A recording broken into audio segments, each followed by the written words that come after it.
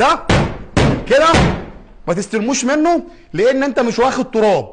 بنتكلم عن الالمونيا المحمله، بيكون اللحميه بتاعت العود 2 مللي، وزن العود بيكون 2 كيلو 300 جرام. ما بنتكلمش عن الالمونيا الخفيفه. وش المطبخ بيكون كلادنج او يو في على حسب ما العميل بيختار. الداخلي بتاع المطبخ بيكون فايبر سعودي او فايبر اردني، وده افضل فايبر موجود في مصر.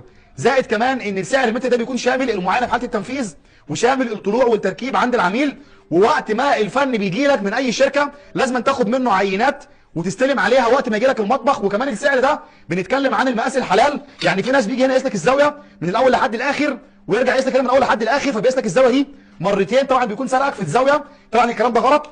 وقت الاستلام من حقك تخلي الفني او الصنايعي يفك لك قطعه او 2 في المطبخ او 3 نقط علشان تتاكد ان هو جايب لك الالومنيا المحمله مش الخفيفه. ولو لقيته مركب مواصفات غير اللي اتفق معاك عليها، قرب كده شويه. يعني انت مثلا عندك المفصله دي، لو جيت تقفل الضرفه راحت مرفوعه معاك بالمنظر ده، تعرف ان دي المفصلات المضروبه. لا، المفصلات المفروض تبقى السوفت كلوز. تيجي تقفل الضرفه تتقفل معاك بالشكل ده. ولو الصنايعي جاب لك مواصفات غير اللي اتفق معاك عليها، تستلم منه المطبخ كده، تقول له ده كده ما تستلموش منه لان انت مش واخد تراب. سلام.